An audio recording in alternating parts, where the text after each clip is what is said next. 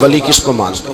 اللہ تبارک و تعالیٰ نے 4 کتابیں نازل فرمائی، اللہ دے دیتا حضرت جبریل سب کی چھتوں پہ، اللہ کے فرشتے بارش برساتے ہیں نا، کتابیں بھی برس سکتی تھی نا، چھتوں پہ گرا دیتا کہ لو پڑھو، لیکن اللہ نے کتابیں 4 بھیجی، نبی 1 لاکھ کم و بیش 24,000 عطا فرمایا۔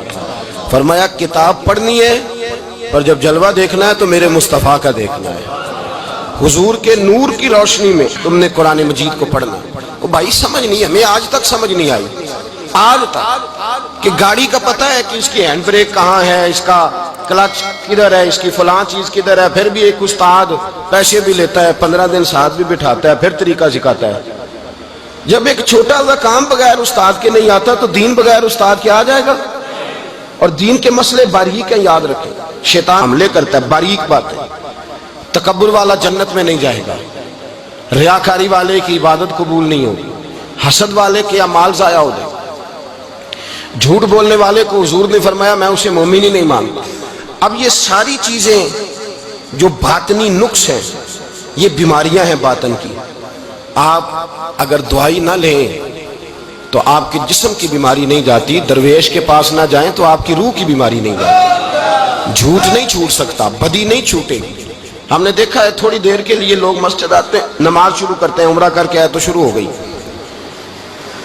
تھوڑا سا حج کر لیا شروع ہو گئی، خدا نہ خواستہ گھر میں کسی کا انتقال ہو گیا تو نماز شروع ہو گئی، تو ٹھیک کریں، لیکن وہ بعد میں چھوڑ جاتے ہیں۔ قائم کون رہتا ہے؟ قائم وہ رہتا ہے جس کے پیچھے کوئی قائم رکھنے والا ہوتا ہے۔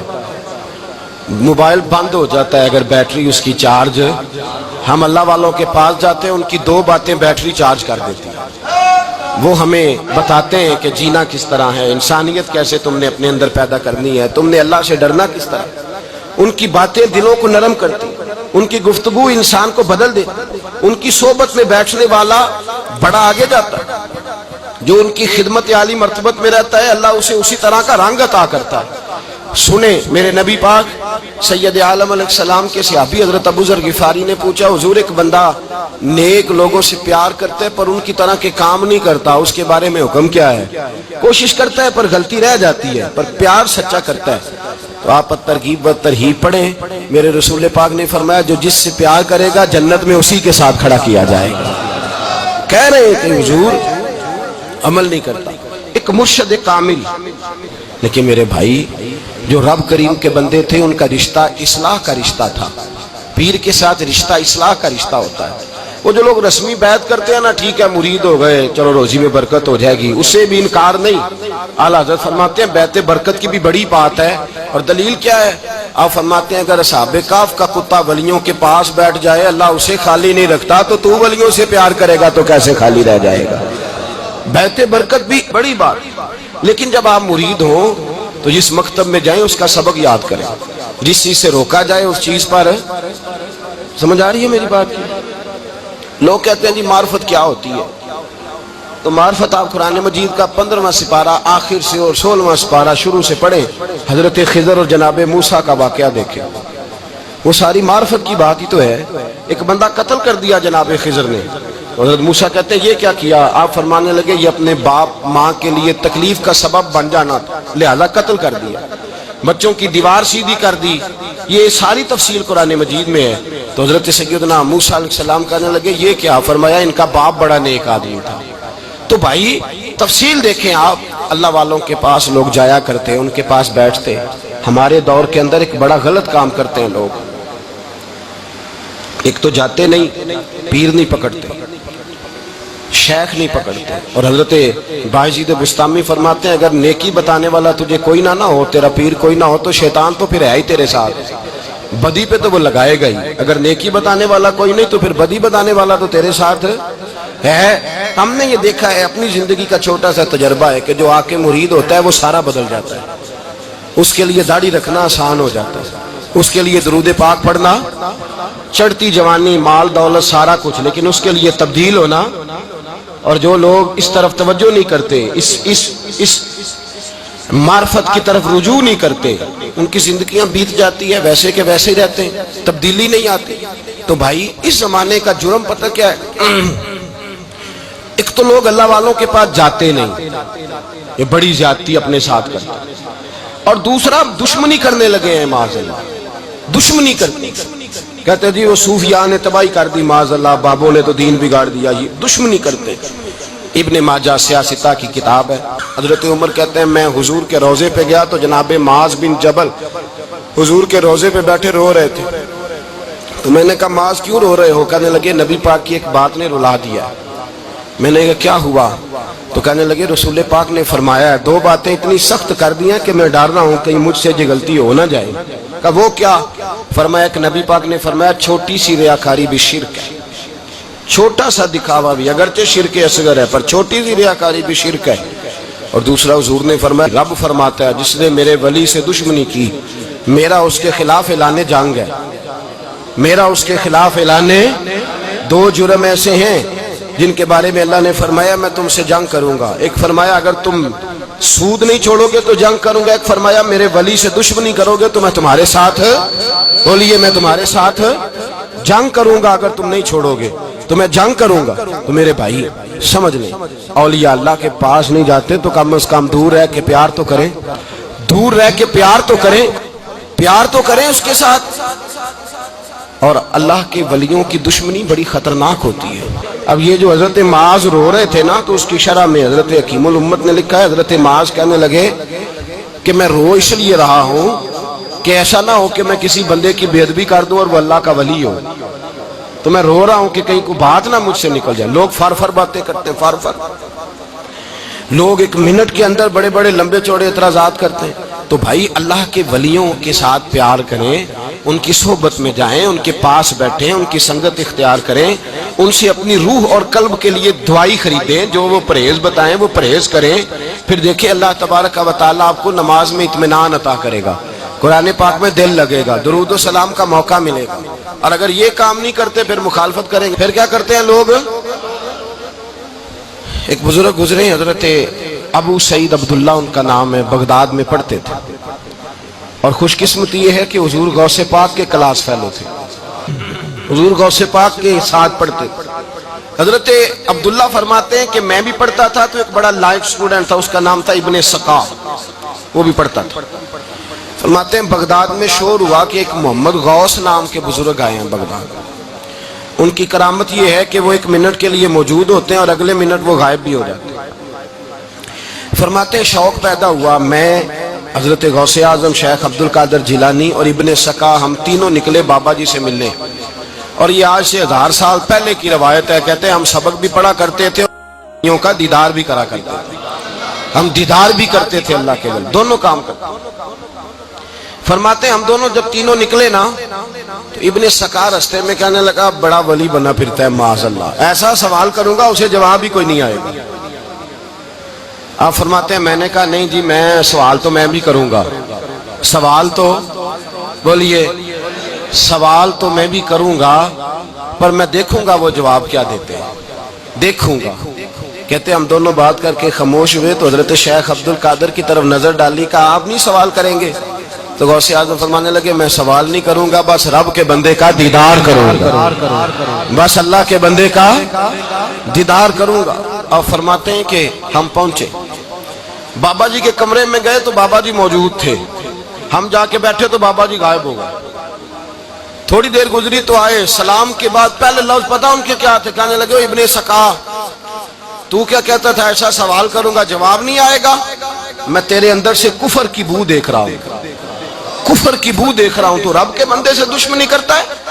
اور فرمانے لگے او ابو عبداللہ تو کہتا تھا کہ میں دیکھوں گا وہ کیا جواب دیتے ہیں۔ فرمایا تو کافر تو نہیں ہوگا پر دنیا دار ضرور ہو جائے گا۔ کہتا پھر بابا جی نے رخ پھیرا غوث پاک کی طرف اور کہنے لگے عبد القادر تو کہتا تھا میں رب کے بندے کا دیدار کرنے جا رہا ہوں، فرمایا جا میں تجھے دعا دیتا ہوں جب تک تیرا قدم نہیں لگے گا اللہ کسی کو ولایت عطا نہیں کرے گا، جا میں تجھے دعا دیتا ہوں جب تک تیرا قدم نہیں لگے گا رب کسی کو ولایت۔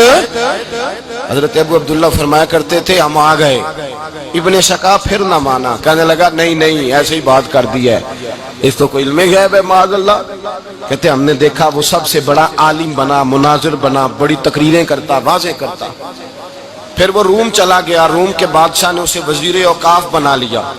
پھر ایک دن روم کے اس عیسائی بادشاہ کی بیٹی اسے پسند آ گئی، کہنے لگا میں نے شادی کرنی ہے۔ کہتے ہیں وہ بادشاہ کہنے لگا کر دوں گا شادی، پر تجھے عیسائی ہونا پڑے گا۔ کہتے ہیں مارا قسمت کا معاذ اللہ ثم معاذ اللہ، نقل کفر کفر نہ باشد، عیسائی ہو گئے۔ آپ فرماتے ہیں مجھے بھی ایک بادشاہ نے بلا لیا، اس نے مجھے بھی ایک عہدہ دے دیا، میری بھی دنیا میرے کانوں تک آ گئی، بڑی جان چھڑاتا ہوں دولت سے، مال سے، شہرت سے، پر میری چھوٹتی نہیں۔ آپ فرماتے ہیں ہوش اس دن آئی جس دن بغداد کے منبر پر بیٹھ کر اور 70,000 کے مجمع میں کھڑے ہو کے غوث اعظم نے فرمایا آؤ بھائی، جس نے ولایت لینی ہے عبد القادر کے پاس آؤ، میں قدم رکھتا جاؤں گا، اللہ ولایت عطا کرتا چلا جائے گا، آؤ میرے پاس میں ولایت دیتا ہوں۔ ہر مشکل دی کنجی یارو ہاتھ مرداں دے آئی، تے مرد نظر کرے جس ویلے مشکل رہے نہ کائی۔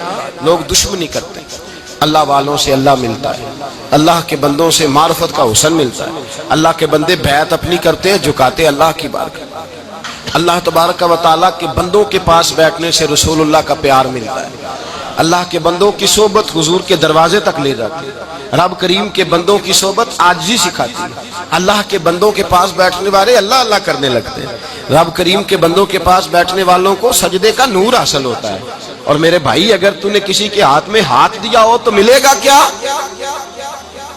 ملے گا کیا؟ خواجہ نظام الدین محبوب الہی رحمت اللہ علیہ کھڑے تھے تو ایک آدمی حلوائی کی دکان پہ کچھ چیز لینے آیا، کوئی درویش سادہ سا آدمی چھوٹی سی مسجد سے نکلا، حلوائی سے کہا دے دے، حلوائی کہا چل دوڑ جا، تو روز آگے کھڑا ہو جاتا ہے، جب سارے آتے ہیں تب آیا کر، غریب گاہک تھا نا تو حلوائی نے جھڑک دیا، اس درویش کو جوش آ گیا، کہنے لگا میرے ساتھ بدتمیزی نہ کرنا ورنہ میں تیری دکان الٹ کے رکھ دوں گا، میں تیری دکان الٹ دوں گا۔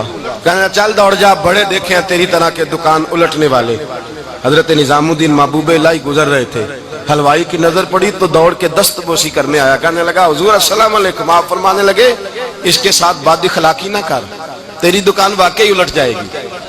کہا حضور کس طرح؟ یہ تو ایسے ہی سادہ سا ہے۔ آپ فرمانے لگے یہ بھی سادہ ہے، اس کا پیر بھی اسی طرح کا ہے، پر دادا پیر بڑا باکمال ہے، وہ جس کے ہاتھ میں اس کا ہاتھ ہے وہ بڑا باکمال ہے۔ فرمایا وہ تیار کھڑا ہے، وہ کہتا ہے چلو نالائق ہوا تو کیا ہوا، بچہ تو ہمارا ہی ہے نا، کہہ دے گا تو الٹ دیں گے، بچہ تو ہمارا ہی ہے نا، مجھے دشمنوں نہ چھیڑو، میرا ہے کوئی جہاں میں ابھی پکار لوں گا، نہیں دور ہے مدینہ۔ یہاں کوئی لاوارث لوگ بستے ہیں، خدا کے فضل سے ہم پر ہے سایہ غوث اعظم کا، ہمیں دونوں جہاں میں ہے سہارا غوث اعظم کا، خدا دے گا منادی حشر میں یہ قادریوں کو، کہاں ہے قادری کر لے نظارہ غوث اعظم کا۔ اور اس سے مراد ہر پیار کرنے والا ہے، صرف سلسلے میں آنے والا نہیں، ہر پیار کرنے والا قادر۔ بھائی سمجھ لیں، یاد رکھیں، اس بات کو پرکھیں، اللہ والوں کی صحبت تو انسان کو کمال کر دیتی ہے، وہ تو نواز دیتی ہے، وہ تو نور۔ ایک بات اور ہے، کچھ لوگ کہتے ہیں کتنی فرما برداری کرنی چاہیے پیر کی؟ میں نے کہا وہ روحانی طبیب ہوتا ہے، ایک ڈاکٹر سے دوائی لے کے بندہ ایک ڈاکٹر سے دوائی لے تو پھر ساتھ اگلی دکان پہ بھی چلے جانا چاہیے، کیوں جی؟ کی پتہ کتھوں رام آ جائے، ایک سے دوائی لی پھر ساتھ ہی اگلی دکان پہ، پھر اس سے اللہ جانے کہیں سے شفا مل جائے، کدھر سے شفا مل جائے۔ اور بھئی ایسے نہیں ہوتا، دوائی تو ایک حکیم سے کھائے گا، ایک ڈاکٹر کی کھائے گا، جو پرہیز بتائے گا وہ پرہیز، اگر طبیعت ٹھیک نہیں ہوگی تو دوبارہ جائے گا، وہ کہے گا میں نے تیری دوائی بھی بدل دیا، تیری پرہیز بھی بدل دی ہے، اور ایک وقت آئے گا کہ انشاءاللہ شفا۔ حضرت علی بن ہیتی حضور غوث اعظم کے خلیفہ تھے، ان کے مرید تھے علی بن جوسکی نام تھا۔ حضرت غوث اعظم رضی اللہ تعالیٰ عنہ اپنے خلیفے سے ملنے آئے تو آگے سے ان کے بھی اپنے مرید کو کہا کہ چل پیر صاحب کے قدم دبا۔ وہ غوث اعظم کے قدموں میں بیٹھنے کی بجائے اپنے پیر کے قدموں میں بیٹھ گئے، دبانے لگے، ڈانٹا، کہنے لگے تیرا دماغ ٹھیک ہے، چل حضور غوث اعظم کے قدم دبا۔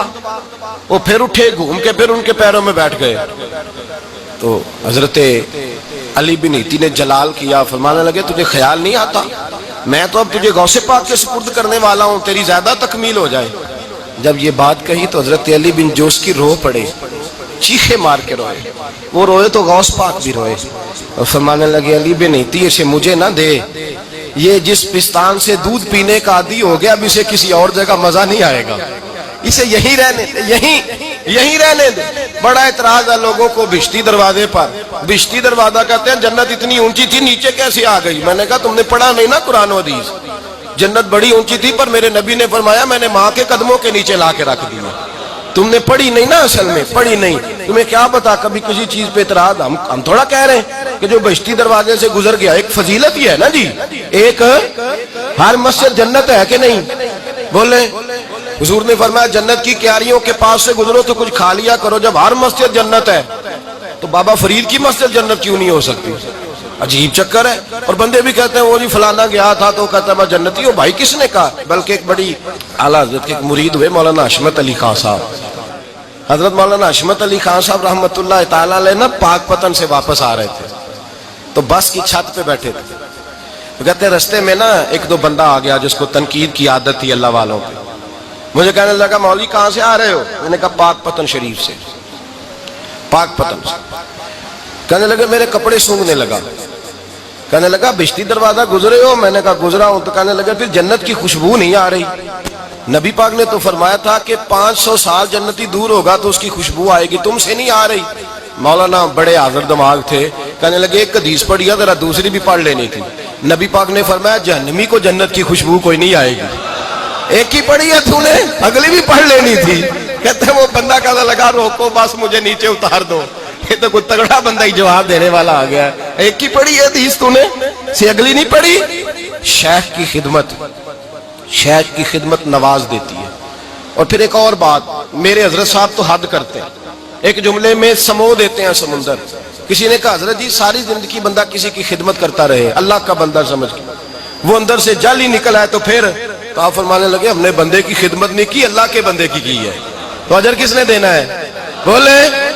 اول تو ایسا ہوتا نہیں، اول تو ایسا طلب پیدا کرو. آج لوگوں میں طلب نہیں. کہتے ہیں بڑیاں جگہ تے گیا ملیا کچھ نہیں. میں کہتے تیرے تے طلب نہیں پائی. طلب ہو تو کھانے کا مزہ. اعلیٰ حضرت فاضل بریلوی کا پیر خانہ مارہرہ شریف، وہاں کے ایک بزرگ تھے آل محمد ان کا نام تھا. ان کے پاس ایک بندہ آ گیا پڑھا لکھا بڑا سیانا. کہنے لگا بابا میں نے بڑی خانقاہیں بڑے آستانے دیکھے پیر کوئی نہیں ملا. آپ مسکرائے. آپ فرمانے لگے تیری نیت ہی نہیں تھی پیر پکڑنے کی، ارادہ ہی کوئی نہیں تیرا پروگرام نہیں تھا. ورنہ تو بڑے بڑے کامل لوگ ہیں، تیرے اندر طلب ہی نہیں.